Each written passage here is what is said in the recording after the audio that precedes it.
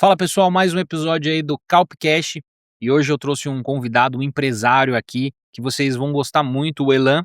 Ele vem aqui de São Paulo e ele tem bastante insight para trazer pra gente, contar um pouco da história dele, eu tenho certeza que você vai gostar. Então, já se inscreve no canal, compartilha esse vídeo para aquele seu amigo empresário e eu tenho certeza que vai ser muito proveitoso para você. Elan, é um prazer ter você aqui com a gente, muito obrigado pelo convite. Queria que você já começasse se apresentando aí pra galera. Cara, então, tenho 32 anos e nunca foi diferente a questão do empresário. Eu vou falar ao longo do episódio de toda a jornada e você vai ver que é uma jornada que tem muitos altos e baixos. Eu gosto muito. Eu ainda não tive a oportunidade de estar em muitos podcasts, eu sempre tive conversas até de palco. Já tive mais em palcos do que em podcast. E em palcos eu sempre sou um cara que me expõe muito, por isso que as pessoas acabam me chamando às vezes para fazer pitch, porque o momento que eu tô na palestra o público prende atenção demais, porque eu não tenho problema em me expor. Eu sei que se eu tivesse pessoas que se expuseram assim, pessoas de sucesso, dessa maneira, eu teria aprendido a errar menos. Então hoje eu gosto de falar dos meus erros, para que as pessoas errem menos, e eu gosto também de falar dos meus acertos, para que as pessoas se inspirem nisso e sigam esse caminho. Então eu acredito que hoje a gente vai vou falar algumas coisas aqui em primeira mão que eu acho importante, agradecer a oportunidade, e aí onde eu puder estar, eu sempre vou deixar ali uma caixa preta trancada que eu sei que é importante para a audiência, eles gostam. Legal. E eu queria que você já começasse falando, quem é o Elan? Cara, o Elan é pai, o Elan é empresário, o Elan é amigo, o Elan é obcecado por resultado, o Elan é obcecado por gente que gera resultado, porque se você ao longo da nossa conversa, você vai ver que eu não tenho muita paciência pra galera que fala demais e faz de menos. Se existe um tipo de pessoa que eu me afasto em 30 segundos, é a galera que é muita fumaça e pouco fogo. Então, assim, principalmente São Paulo me ensinou muito isso, né, tanto Alphaville quanto São Paulo, é você se conectar com a pessoa e você de fato, quando eu falo conexão, eu falo de você andar junto, eu falo de ecossistema, com pessoas que de fato têm resultado, ou que pelo menos estão aspirando ter o resultado que você tem. E não que só querem fazer um barulho, não só querem viralizar, não que seja um problema, eu tenho inclusive uma empresa de viralização, mas a gente vai falar sobre isso mais à frente, mas que as pessoas de fato queiram alcançar esse resultado. Então, eu sou um cara hoje obcecado por isso, você vai me ver falar isso 24 horas por dia. Eu não sou um cara que vou chegar aqui e vou contar uma história bonita. Quando eu for falar, por exemplo, de planejamento, qual é o maior problema do empresário hoje? O maior de todos eles. Você pode treinar 4 agentes, você pode contratar um consultor extraordinário e ele te entregar o melhor planejamento de 12 meses da sua empresa.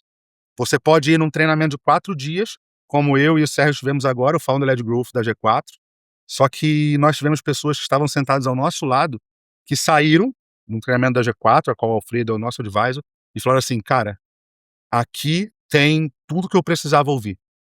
Eu ouvi tudo que eu precisava ouvir. Founder-led Growth é algo que eu precisava ouvir, eu precisava conhecer". Só que a pessoa saiu para mim e falou assim: "O que que eu faço agora?". Esse é o problema de todo empresário. Não adianta você dar a eureka para ele, a melhor ideia. A dificuldade está sempre na execução. Então eu sou apaixonado por pessoas que executam. O Billy que está ali filmando, ele sabe. Quando eu falo para o meu time no grupo, hoje a gente tem 22 pessoas só na empresa de viralização, eu falo: "Gente, eu preciso que seja feito dessa maneira, dessa maneira, dessa maneira, nesse tempo". Quando eu vou acompanhar, eu falo: "Ó, eu pedi 3 stories. Por que que se vocês têm 1 hora para entregar 3 stories, por que que em 20 minutos não foi feito primeiro? Vocês já estão atrasados". Isso é o controle deadline, eu preciso ter esse controle. Porque eu sei que meu time não está executando o que eu pedi. E quando não executo o que eu pedi, eu sou um pouquinho menos carinhoso do que eu tô sendo aqui, e eu acredito que o time entrega o resultado que entrega por causa disso. Tanto pela habilidade técnica que o Sérgio tem, e a habilidade de liderança de construir isso, mas também pela habilidade de ritmo e execução que eu trago para o time. Eu acho que é isso Legal, que o Elan é, alguém que executa, é obcecado por resultado. show. E isso que você acabou de mencionar, cara, muita gente fala hoje, mas às vezes não sabe muito bem na prática o que é. O que seria o Founder-led Growth? Tá, beleza. Aí a gente vai falar, esse termo é meio que patenteado, né, pela G4. Eles estão batendo, batendo, batendo firme e, de fato, o que eles entregam hoje no Founder-led Growth da G4 é algo que os empresários do Brasil inteiro deveriam estar, principalmente aqueles que entendem que eles devem ser o principal canal de aquisição E se eles não entendem, eles deveriam estar mais ainda, porque ali ele vai entender e vai ter essa consciência.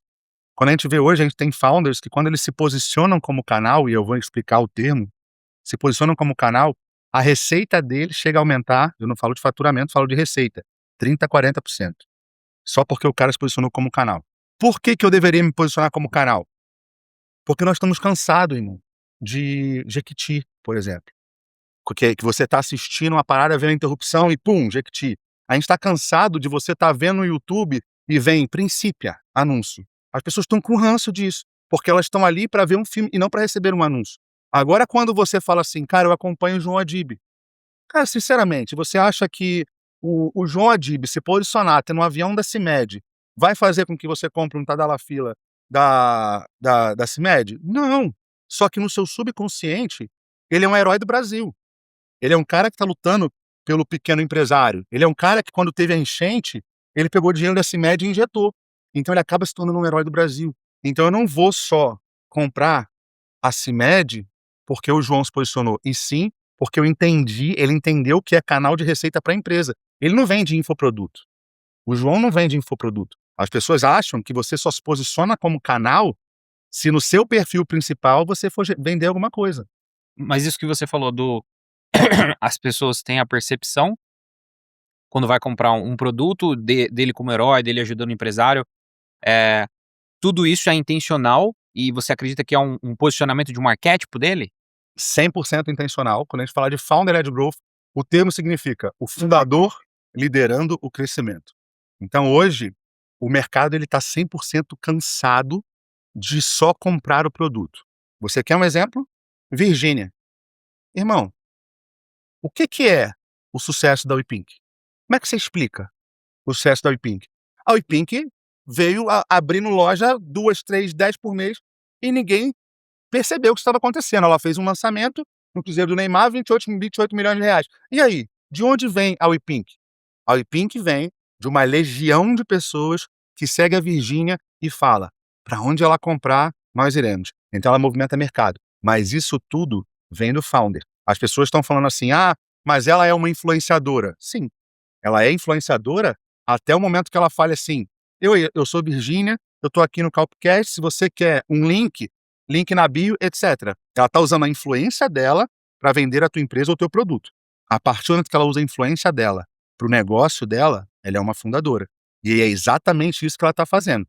E ela está fazendo isso com uma maestria absurda. Então não só a CIMED, não só a Virgínia, mas nós temos também a G4.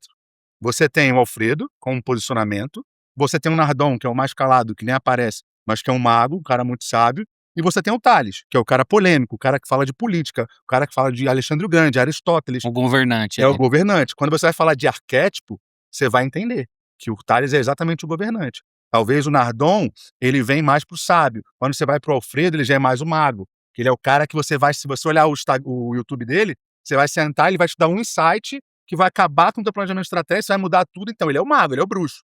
Então, exatamente, cada um entendeu o seu arquétipo e cada um entendeu que ser esse arquétipo e expor isso para o mundo faz com que seja um canal de receita para um público diferente. Porque não adianta só ser canal. Eu preciso ser canal para o público que eu quero atingir. Eu conheço pessoas que vão pela G4 para o Alfredo e que não querem nem nenhum tipo de contato com o Tales. E que talvez não prestem muita atenção no Nardon, mas que estão ali porque se conectaram com o Alfredo. O Tales é a mesma coisa. O Tales, ele fala muito mais com os fundos. O Tales é o cara de Davos. O Tales é o cara de Nova York.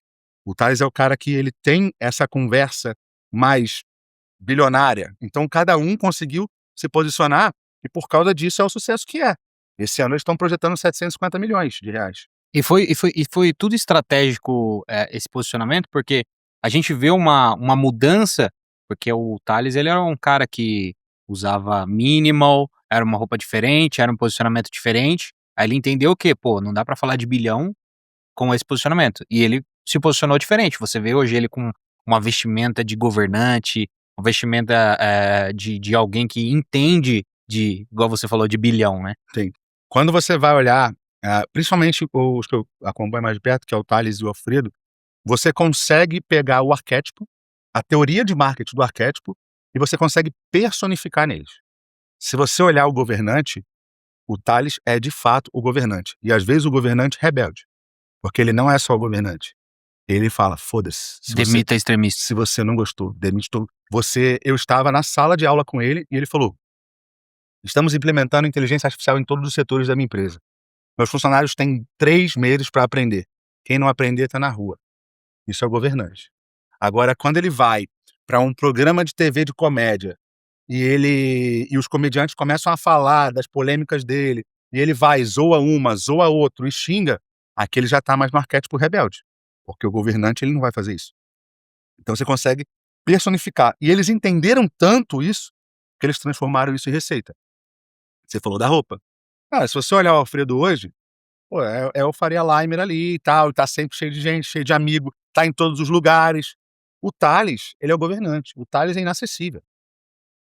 Eu tive um evento ali, onde o Tales e o Alfredo iriam palestrar no evento, onde eu praticamente não iria conseguir, com o jurídico do Tales, um vídeo dele de confirmação do evento. Porque, inclusive, ele é tão cercado, porque isso é para que ele seja de fato inacessível. Por quê? Porque o que é inacessível gera mais desejo. Então, para acessar, as pessoas falam assim, cara, o Alfredo é muito mais fácil de acessar, e o Tales não. E isso é muito estrategicamente desenhado, e o resultado deles vem muito dessa sinergia. Eles conseguem, como um maestro, fazer com que os instrumentos se alinhem perfeitamente. Essa é a fórmula mágica da G4.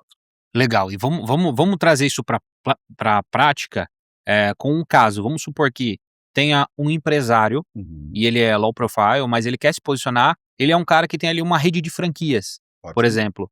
Como que você colocaria, posicionaria ele no mercado? O que ele precisaria fazer? Porque foi até um caso de um amigo próximo.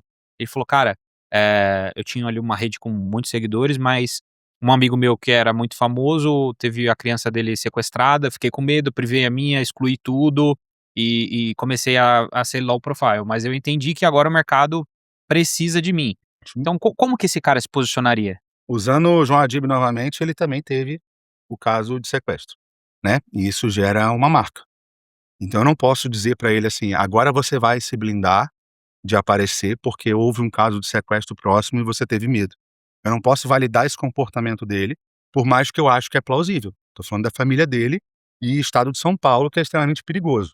Então assim, por que não ganhar mais, investir mais em segurança, do que se blindar se você sabe que isso pode aumentar 30, 40% da tua receita, isso pode aumentar a percepção de marca. Então assim, eu não posso pegar um empresário e validar uma experiência negativa que ele teve, porque isso vai impactar a receita. Aí você vai falar para mim assim, esse empresário é low profile. E aí tem o outro polo, que é a galera que vai falar assim, todos os low profiles estão perdendo dinheiro e não sei o que lá, então todo mundo agora tem que aparecer e todo mundo tem que virar founder-led growth. Falácia. Não é assim que funciona. Eu conheço hoje um advogado que ele gere patrimônios de bilhões, de pessoas muito importantes, que esse cara não tem nem Instagram. Ele tem o Instagram da marca dele, do escritório dele, e ele faz algumas buscas que ele precisa por esse Instagram. Mas a cara dele não aparece em lugar nenhum.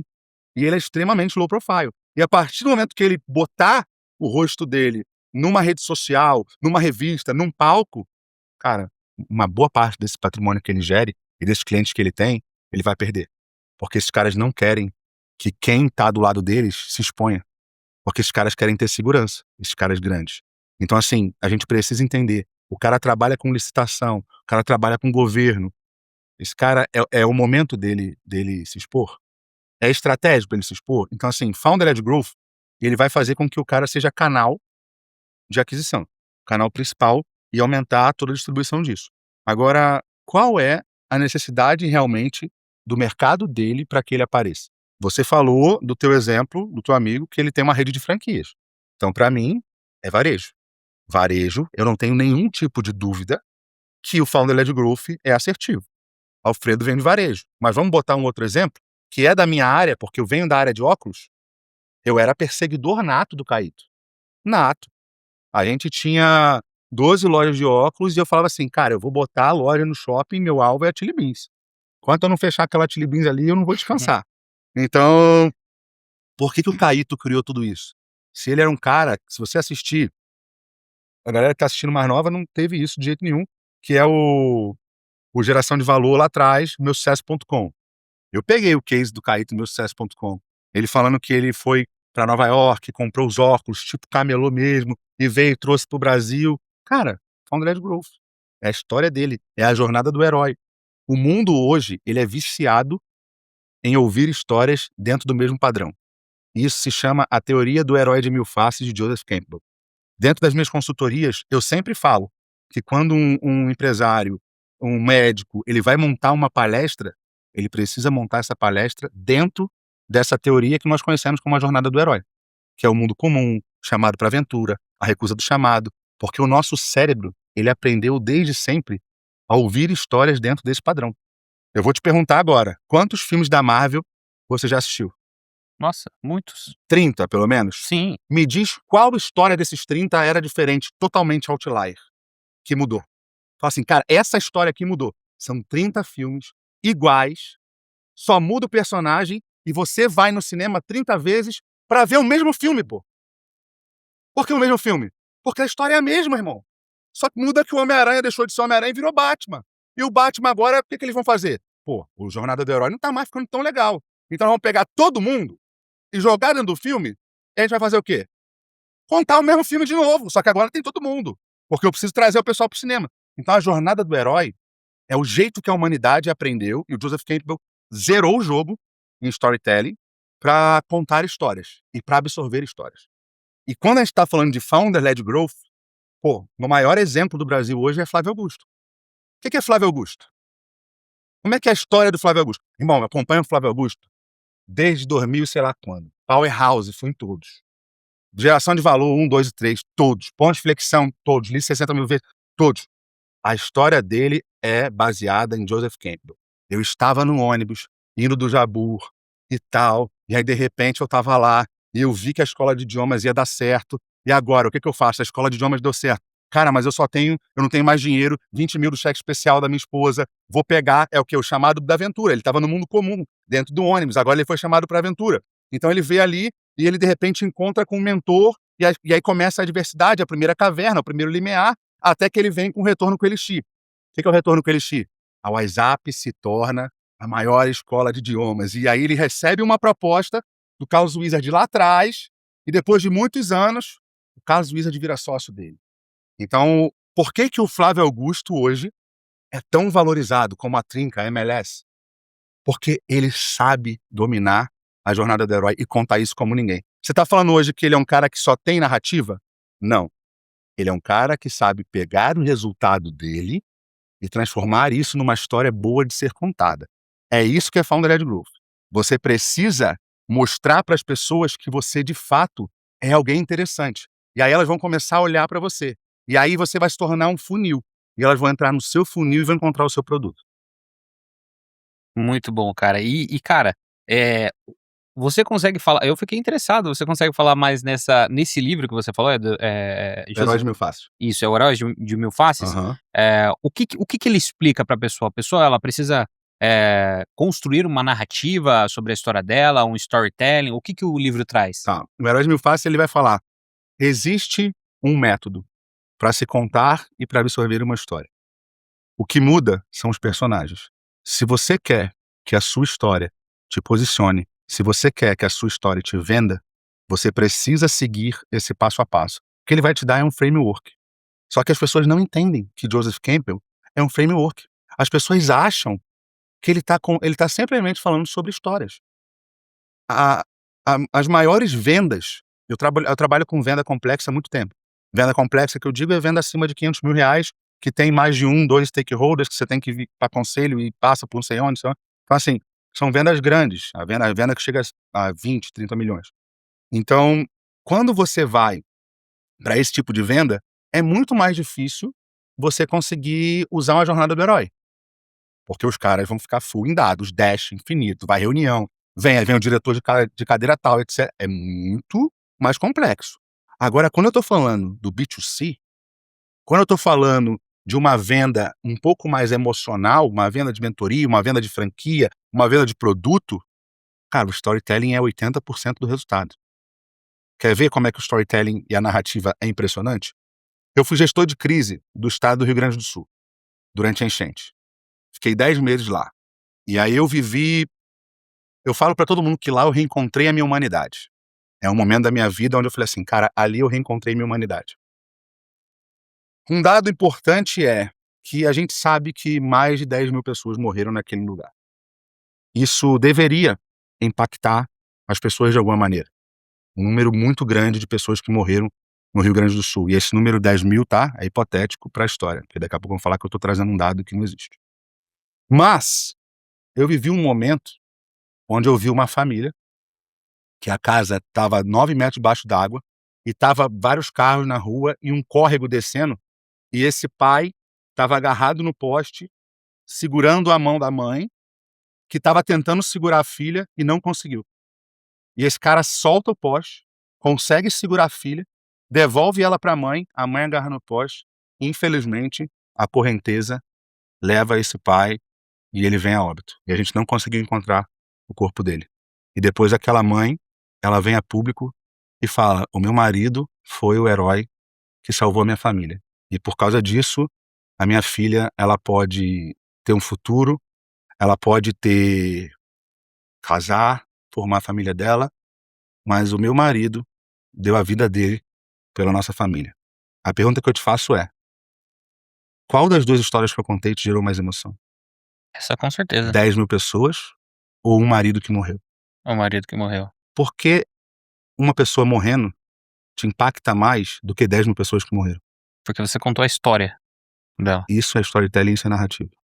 Você aprende a fazer com que uma coisa menor valha mais do que uma coisa tão grande. Porque 10.000 mortes é uma catástrofe gigante.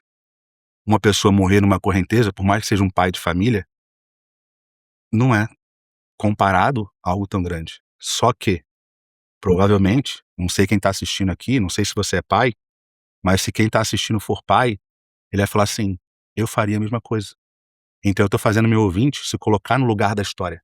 Ele não é mais um ouvinte do podcast. Ele não está mais assistindo no YouTube.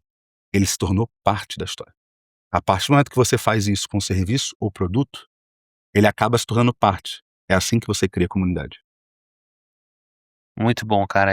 Então você acredita que hoje um cara que se posiciona como influencer, o cara tem uma audiência, para ele ficar vendendo patrocínios e falando de diversas marcas, seria melhor ou ele ser embaixador de uma marca ou ele ter o seu próprio produto ou empresa?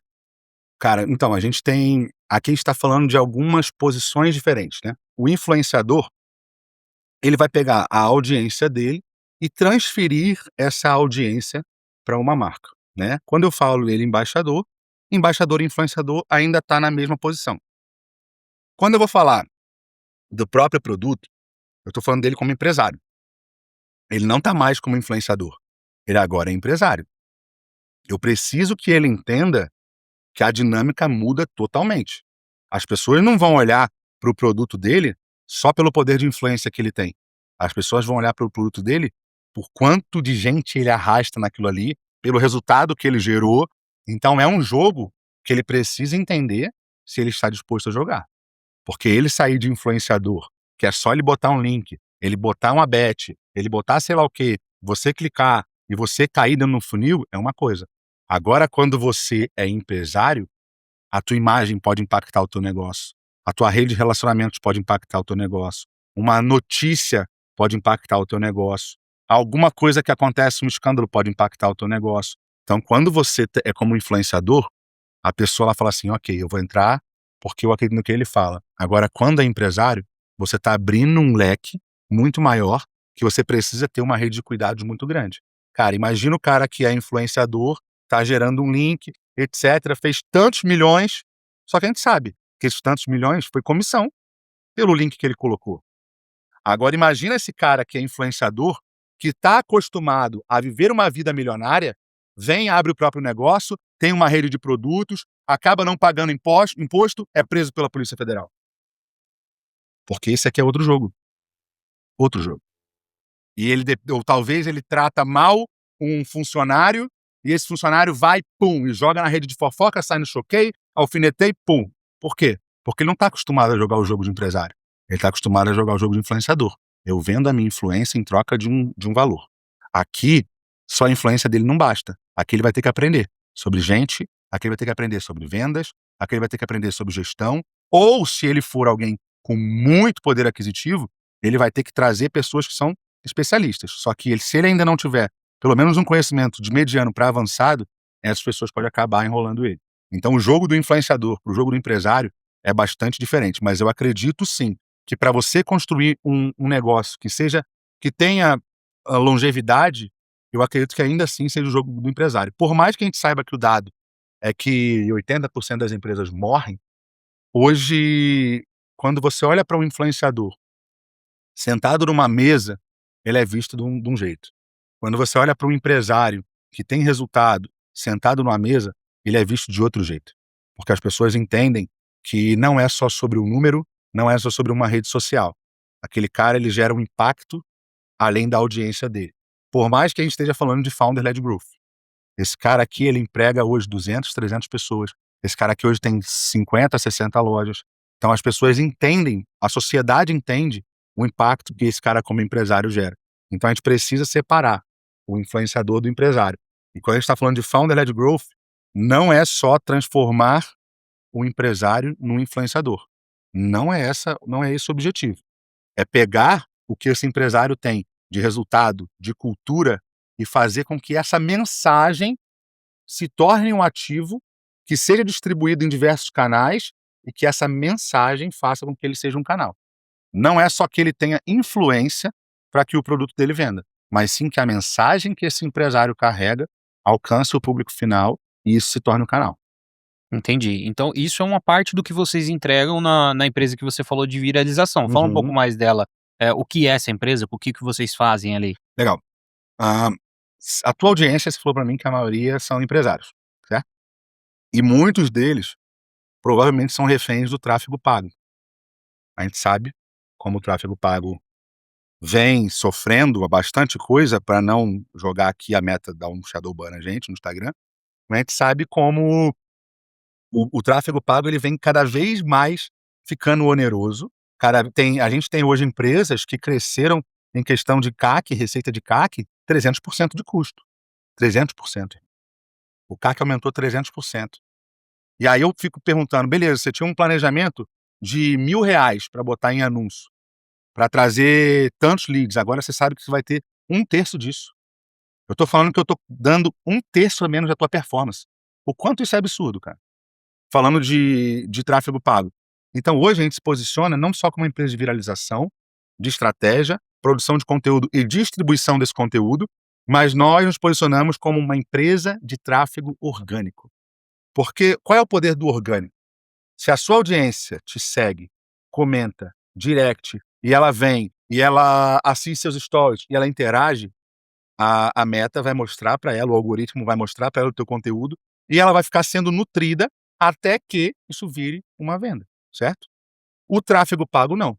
Se eu investir hoje 20 mil no tráfego orgânico, que seria um conteúdo estratégico sendo disseminado em diversos canais, esses 20 mil vai me trazer um público que vai engajar comigo. Se eu invisto 20 mil em tráfego pago para um link de landing page, para esse cara entrar num funil, para ir para o WhatsApp, para tentar vender para ele, esse cara realmente ele vai engajar comigo na minha rede social? Esse cara realmente vai me acompanhar? Não sei. A pergunta que fica é, eu fiquei um ano investindo 20 mil em orgânico e fiquei um ano investindo 20 mil no tráfego pago. No final desse um ano, eu cortei os dois orçamentos. Eu parei de investir 20 mil em tráfego pago e parei de investir 20 mil no orgânico. A pergunta que eu sempre faço em comparação, em call de vendas, com o meu time de vendas, em treinamento, é: o que vocês acham que vai acontecer? A pessoa que é dependente do tráfego pago, se ela não botar o tráfego para rodar, ela não vai receber lead. Agora, essa pessoa que tem uma rede social orgânica, engajada de verdade, é só ela ter um seller no perfil dela, ela coloca um social seller. Cara, se você conseguiu desenvolver um bom YouTube, coloca um seller pros comentários do YouTube. Coloca um seller pro teu direct para acompanhar os teus stories. Você vai conseguir transformar com que aquela audiência orgânica vire lead e que isso vire venda. Porque aquela pessoa, ela de fato te acompanha. Você não paga para ela te acompanhar. Ela te acompanha porque o teu conteúdo nutre, e aí isso vem muito o nosso principal ativo é a parte estratégica captação, porque eu já faço uma estratégia e a minha captação, ou seja, a filmagem, ela já é uma captação onde meu filmmaker e meu editor vão juntos para a captação. Eles dois vão juntos para captar. Por quê? Quando o filmmaker está dirigindo, o editor fala, cara, a gente precisa pegar uma captação que gere tantos conteúdos desse formato, porque eu vou fazer uma reciclagem, porque hoje eu entrego para o meu cliente 936 vídeos por mês. Eu entrego quase 1000 vídeos por mês em 10 canais diferentes. YouTube, Spotify, 4 perfis no Instagram e 4 perfis no TikTok. Eu entrego quase 1000 vídeos para ele. E aí o meu editor e meu filmmaker agem juntos. Esse editor vem com um editor auxiliar. Eles fazem a geração de conteúdo e a reciclagem. E depois disso, a gente vai fazer a distribuição em 10 a 12 canais diferentes. E aí isso faz com que o orgânico dele, com que ele seja massivamente visto e que a pessoa não segue se torne um seguidor, que a pessoa que segue no perfil principal, isso apareça para ela como sugestão. E ela, cara, eu tô vendo esse cara de novo, por que esse cara tá aparecendo em tudo? Beleza, eu vou tentar entender qual é o produto dele. E essa pessoa vira um lead, se o seu time for comercial for competente, ela acaba virando venda, e aí vai o teu CS cuidar para essa pessoa não sair da tua rede. Cara, muito bom. É uma estrutura de funil muito bem estruturada ali, né? Uhum. O seller precisa estar ativo ali, entrando em contato, tentando agendar as reuniões. E, cara, existe um parâmetro, ou é claro que existe, mas qual que é o parâmetro de viralização de um vídeo, de um conteúdo? Acredito que hoje um vídeo possa viralizar muito mais fácil do que um carrossel, certo? Com certeza. Os reels e os menores, existem muitas estratégias de viralização, né, que a gente vai falar de hook, a gente vai falar de corpo. A estratégia que o vídeo é montado para viralizar. Isso é o principal ativo de uma viralização. Se ele não tiver uma boa estratégia, ele não vai viralizar, isso é óbvio. Cara, se teu vídeo for ruim, se não tiver a headline certa, ele não vai gerar a atenção do público. Por quê?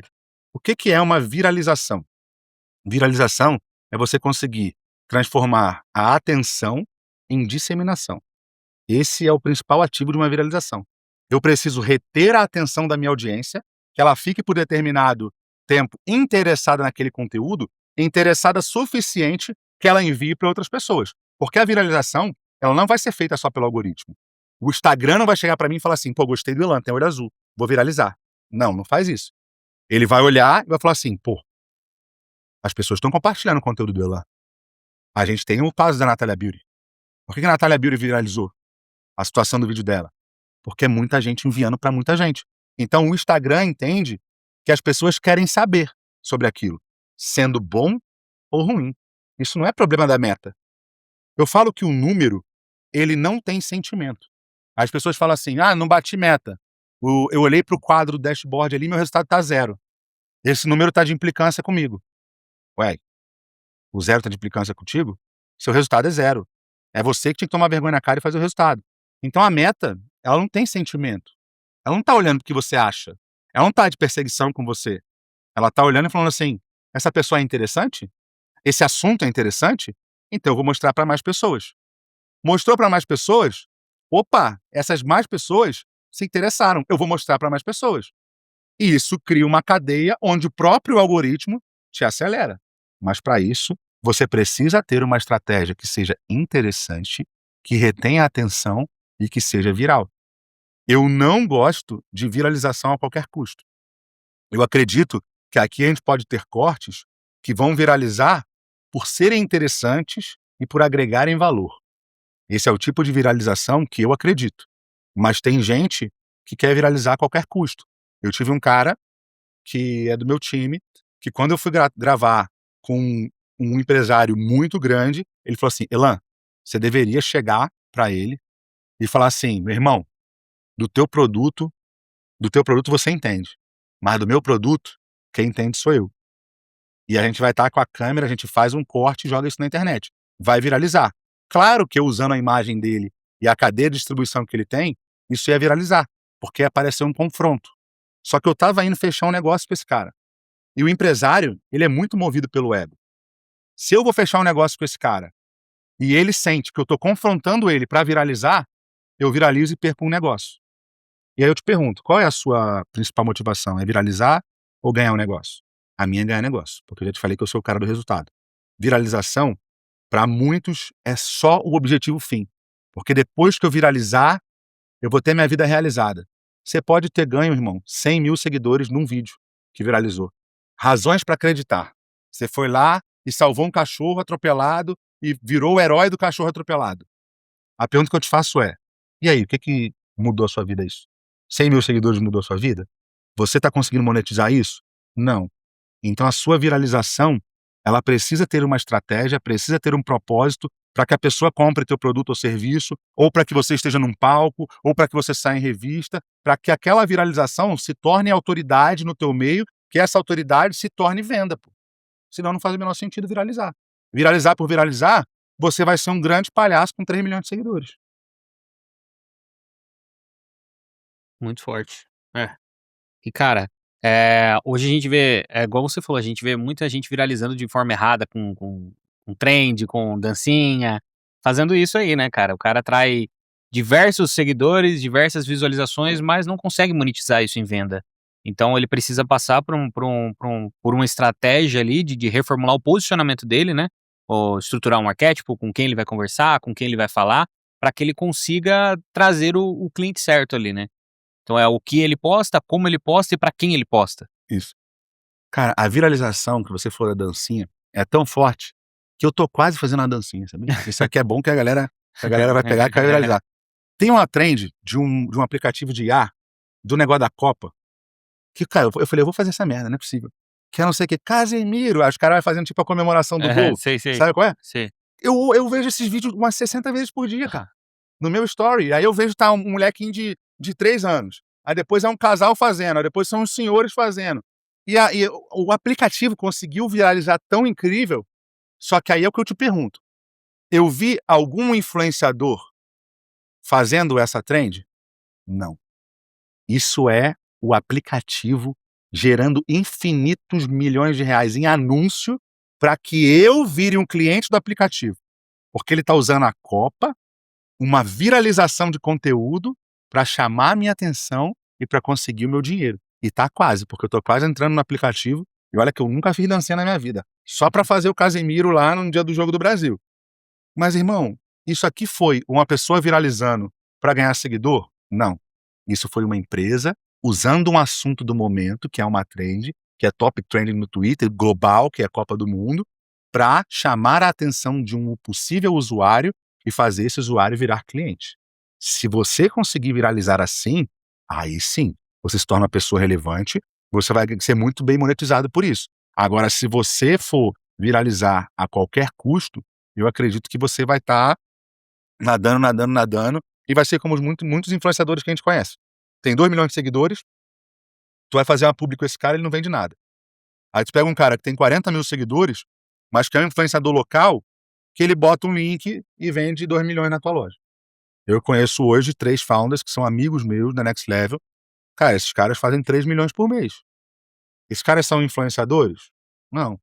Mas cada um dos founders publica 21 vídeos por dia no Instagram.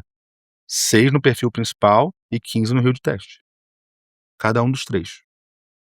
Fala um pouquinho mais do Rios de Teste, qual que é a funcionalidade dele ali hoje na rede social? É só pra a pessoa colocar um vídeo ali, só pra fazer um teste? Como assim? Como que é por dentro? Então, a ideia do Rio de Teste, não sei se você tá sabendo agora que agora tem o Instagram Plus, né. O Instagram Plus vai vir com várias funcionalidades, o Alfredo até fez um post, a gente lá na empresa também tá preparando um treinamento sobre o Instagram Plus, uma das coisas é que o teu story vai ficar 48 horas no ar, não mais 24. E além dele ficar 48 horas no ar, você vai conseguir ver quantas vezes a mesma pessoa viu o teu story.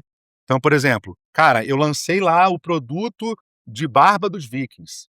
E aí eu postei esse produto de barba dos Vikings, estou fazendo um link na bio, e aí eu vejo que o Eric assistiu meu story 9 vezes. Mas eu vou no meu time comercial, o Eric não virou meu lead. Irmão, ou o Eric se apaixonou por mim, ou ele não clicou, sei lá por quê. Então o que meu seller tem que fazer? "E aí, Eric, tudo bem? Cara, eu vi que você visualizou lá a story, que tá engajado com a gente. O que você achou do nosso produto?" E trazer esse cara para esse cara virar cliente, porque eu já sei que ele tá interagindo. Então isso é o Instagram Plus. Você perguntou do Rio de Teste. O Rio de Teste, ele vai permitir que você faça inúmeros testes com uma audiência real, não é teste dentro do laboratório. O Instagram vai pegar o rio de teste e vai começar a disseminar para não seguidores. Para que serve isso? Irmão, se você está testando um conteúdo, você tem que testar com um público que não é o seu público, o que te compra. Porque o Instagram entende que o seguidor é quem te compra, alguém que engaja, alguém que interage. Então, se você erra no conteúdo ali, você pode estar perdendo alguma coisa. Você pode estar perdendo atenção, perdendo engajamento. Então, o rio de teste ele serve para que você tenha liberdade de testar quantas vezes você quiser para um público frio. O que isso gera? Se o teu conteúdo é bom, isso faz com que esse público frio se torne seguidor. Eu tenho cliente minha que tem 3 rios de teste que já bateu mais de 5 milhões de visualizações. E ela tem 12 mil seguidores. E bateu 6 milhões no rio de teste. Por quê? Porque esse rio de teste apareceu para não seguidores. E o nome já diz, rio de teste. Você tem liberdade para testar, porque ali ele vai mostrar para você o que o público que não te segue quer ver, do teu conteúdo com a tua imagem. Então você não vai testar com o rio dos outros, você vai testar com o seu. Exemplo, qual o formato que a minha audiência mais gosta? Eu posso testar isso na minha audiência. Eu posso fazer uma tela dividida, eu posso fazer uma caixinha de perguntas, pode fazer isso para tua audiência. Agora, e quem não me segue? Aí eu vou pegar o meu mesmo vídeo, aí faço uma tela dividida, caixinha de perguntas, faço uma entrevista podcast, e aí eu vou conseguir mensurar no Analytics o que a minha audiência quer e o que a pessoa que não me segue, ela busca para se tornar meu seguidor.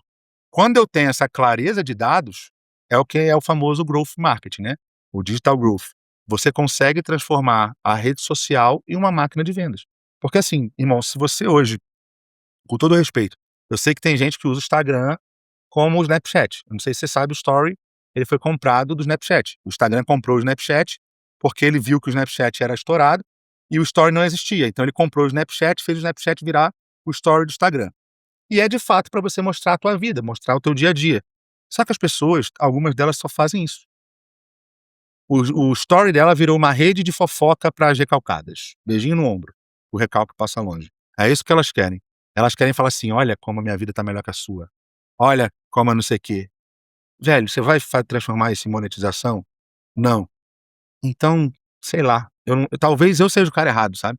Eu acho que não deveria. Você, pra que você vai ficar dando satisfação da vida das suas pessoas se você não vai monetizar com isso? Ah, porque eu quero atrair inveja das pessoas. Sei lá, eu acho isso algo tão fútil. Ou talvez seja meu modus operandi mesmo, que é fazer tudo virar dinheiro. Pode ser. Talvez eu esteja errado. Não, cara, muito legal. Muito interessante entender até essa questão da viralização, em questão da sua empresa. Então hoje, até pra gente não tomar tanto seu tempo, a gente bateu 1 hora ali, eu tenho certeza que você que tá assistindo tá gostando do conteúdo, então se inscreve, manda esse vídeo para aquele seu amigo empresário, e o Elan vai contar aqui pra gente, eh, onde que tá hoje, Elan, seu foco? Hoje você tá ali com a empresa de viralização, hoje você atua em outros segmentos, hoje onde você tá posicionado, onde você deposita mais energia? Cara, então, a On Time hoje, ela pega muito do meu foco, da minha energia, porque é uma equipe muito grande, e a gente está envolvendo pessoas muito grandes. A gente está trazendo o Alfredo, a gente também vai trazer o Lázaro agora, a gente está trazendo grandes nomes do mercado, mas hoje eu também estou com uma nova empresa agora, que a gente vai lançar a partir da semana que vem, é uma empresa que já vendeu no digital ali 1.500 vendas em 30 dias, e assim, um produto que ninguém está vendo, que é posicionar o executivo brasileiro no mercado americano. Então a gente oferece, o nome da empresa é Global Pathway, inclusive foi eu que batizei. A gente pega o executivo e oferece para ele o American Dream de verdade. Porque qual é o American Dream? As pessoas falam: "Cara, vou para Orlando e vou mudar de vida". Aí chega lá, vira garçom, vira babá e etcétera, porque o mercado americano não te aceita. O que nós estamos fazendo é entrar no mercado americano, entender as vagas que o mercado latam, que é o latino-americano, tem, e posicionar esse executivo brasileiro no mercado americano. Desde júnior, ser um SDR numa multinacional americana nos Estados Unidos em inglês, até um sênior ser um diretor comercial no mercado americano em uma empresa de investimentos, por exemplo. Cara, isso aí é o sonho para muito executivo brasileiro, né, realmente é o American Dream. Então a gente está com essa empresa, foi um mercado que a gente viu por acidente, a gente chama de existem 2 coisas, né, que é o Product Market Fit, que é quando você tem um produto que o mercado aceita, e hoje o Vale do Silício, ele investe alguns bilhões de reais em Product Market Fit. Eles ficam buscando o produto que o mercado quer. Por outro lado, existe o No Market Need, é quando você lança um produto e o mercado fala assim: "Pô, legal teu produto, mas não vou comprar". Então você lança algo que ninguém quer. A gente fez ali um order bump ali e de repente, puf, explodiu e a gente está começando a ter 200 vendas por dia desse produto, que é um produto low ticket, que as pessoas assistem, e aí vem no direct da Gabi, que é minha sócia, e fala assim: "Cara, beleza, eu entendi teu conteúdo, o que que eu faço agora? Como que eu me posiciono no mercado americano?". Você abriu a minha mente, é igual o Founder-led Growth. Fui lá na imersão, abriu minha mente, agora como eu executo isso? E aí a gente se conheceu na V4 e eu falei: "Por que que você não tem, uma mentoria ainda para levar essa pessoa passo a passo, se você construiu esse passo a passo? Você já chegou lá, você entrou no mercado americano sendo brasileira". "Ah, cara, porque eu não sei como faz e tal, tal, tal", tal, beleza. Então entrei de sócio na empresa, estruturei toda essa mentoria, transformamos essa empresa em outros múltiplos setores, e agora a gente está indo com bastante foco nisso. Então hoje eu estou com um pouco de foco, assim, 50% do meu foco nessas 2 empresas, os outros 50% eu faço conselho consultivo há 8 anos já, né. Eu atendo algumas empresas, eu sento no board de algumas empresas, e aí eu passo 1 ano nessa empresa, desde gestão, vendas, marketing, liderança, expansão em escala, eu vou atuando em todas essas áreas. Eu começo fazendo o diagnóstico da empresa, desenho, análise, otimização do modelo de negócio, planejamento estratégico, tático, operacional, e aí durante 11 meses eu acompanho a execução desse planejamento, porque, cara, eu tinha um navio ali, por exemplo, um cruzeiro, que as pessoas falaram assim: "Pô, beleza, você anunciou os palestrantes e tal, e de repente a MSC cancelou toda a operação dela no Mediterrâneo, inclusive a minha, por conta da guerra que teve no Mediterrâneo". Isso é um cenário não previsto. E muitos empresários não sabem lidar com o cenário não previsto. Muitos empresários não sabem gerir a crise. Eu ia falar da Natália Bill, mas não vou falar. E isso é o imprevisível. Então, o que que faz? Por isso que eu acompanho a execução desse planejamento, porque pode ser que daqui a 6 meses ele tenha que mudar. E aí o empresário vai ter essa dificuldade, eu estou do lado dele ali na parte de conselho. Então eu tenho o meu negócio principal, que foi o que me trouxe até aqui, que é ser conselheiro, que já são mais de 500 milhões de faturamento alavancado, mais de 400 empresas atendidas, e hoje eu estou dando foco nessas 2 empresas. Por quê? Porque eu também vou fazer um lançamento agora por meio da Global Pathway, e porque essa empresa de conteúdo, eu vi uma onda que está crescendo muito e eu quero surfar essa onda. E aí eu estou criando, com essas 2 empresas, ecossistema onde eu vou ser sócio de algumas empresas e todas elas vão alimentar. Então se você quer chegar, eu encontrei você lá no Founder-led Growth, da G4. Você vai precisar de conteúdo. Eu tenho uma empresa que vai gerar 936 conteúdos para você e distribuir em 12 canais. Além disso, eu acho que você tem um conhecimento que pode ser um product market fit. Então eu vou pegar a minha empresa de lançamento e vou te lançar no low ticket. Vamos validar o low ticket? Eu abro a mentoria. Abro a mentoria tua, eu crio um ecossistema de viagem igual eu tô criando com a Gabi. Então eu tô criando, na verdade, aqui, um ecossistema onde, se eu tivesse esse ecossistema quando eu comecei, essas 400 empresas que eu atendi como conselheiro teria sido abastecida. Então eu vou ter um CRM próprio, vou ter empresa de lançamento própria, empresa de conteúdo próprio. Então eu estou me tornando sócio de várias empresas, gastando energia nelas para que elas abasteçam o meu principal negócio, que é o conselho consultivo, e eu possa fornecer isso ao meu cliente final com exclusividade, onde eu vou gerir a entrega disso. Então, na verdade, tudo é um negócio só, acaba virando um ecossistema só. Com muitos braços ali, Muitos né. Não, braços. sensacional. E pra gente a gente chegando na fase final, queria que você deixasse uma mensagem, diretamente para aquele empresário que sente que pode melhorar, mas às vezes não consegue enxergar. Ele quer escalar, mas não está conseguindo, está patinando ali. Qual conselho que você dá para esse empresário que quer escalar? Tá, posso falar para a câmera ali? Bom, a primeira coisa que você precisa entender é sobre o seu mercado. Eu conheço muitos empresários que eles simplesmente vão pelo acontecimento. Você começa a empreender por 2 coisas, ou por oportunidade, você teve a oportunidade de um bom negócio, ou por necessidade. Você foi demitido, não tinha o que fazer, começou a vender, começou a dar certo, abriu um negócio, e aí você vai galgando, galgando, galgando, até que aquilo dê certo. Então você começa a empreender ou por necessidade ou por oportunidade. E aí você acaba entrando num piloto automático, que é a grande 95% da maioria dos empresários brasileiros. O que você precisa inicialmente é entender o que está acontecendo no mercado, o que o mercado está fazendo, para onde ele está indo, como eu posso me diferenciar. E aí quando você consegue entender isso, principalmente olhando a sua concorrência, porque nada se cria, tudo se copia, e se você hoje tem 10, 15 concorrentes e você ainda não fez um cliente oculto nos seus concorrentes, você está 10 passos atrás de todos eles. Porque muito provavelmente algum vendedor deles vai vir, entrar no seu processo comercial e vai mapear o que você está fazendo para entender, se for bom demais, como eles podem fazer do mesmo jeito ou fazer melhor. Então a primeira coisa é entender seu mercado, concorrência. Tem uma proposta de valor muito clara. Você precisa mostrar para o seu público exatamente aquilo que você entrega e a dor e o desejo que você resolve. Por quê? As pessoas só compram por 2 motivos, ou dor ou desejo. Se você consegue transformar essa dor em um desejo realizado, aí a chance de vender ela é quase 100%. Então você precisa entender qual é a sua proposta, como oferecer isso para o seu público, o mercado que você está inserido, como se diferenciar nisso, quais são os principais canais de aquisição, e aí entendendo essa máquina, que a gente chama de Canva ali, modelo de negócio, você vai ter mais clareza e consciência para navegar no oceano que você está navegando. Então a primeira coisa que você precisa é colocar essas caixas no lugar, porque daqui você vai conseguir novos passos e aí a gente consegue ir para uma próxima conversa um pouco mais profunda. Se você não sabe do que eu estou falando aqui agora, você já está 90% atrasado e com certeza isso vai fazer com que você vá muito mais lento. Show de bola, cara. Tenho certeza que vai ser muito proveitoso todo esse conteúdo para o empresário que está assistindo a gente. E eu queria já agradecer o convite por você estar vendo. Eu tenho certeza que vai gerar mais temas aí para a gente estar conversando. A galera vai gostar bastante. Então você que está assistindo, que gostou, comenta esse vídeo, se inscreva. Não esquece de seguir o Elan lá nas redes sociais. Já deixa a sua rede social aí para a gente te acompanhar lá. Beleza, a minha é @Elan Figueiredo, ELAN Figueiredo com I, Elan Figueiredo. Show. Elan, muito obrigado por ter aceitado esse convite, cara. Espero que você tenha gostado do nosso bate-papo aí e que a gente possa seguir aí com diversas parcerias que eu tenho certeza que vai ser muito bom. Vamos junto, conta comigo. Show.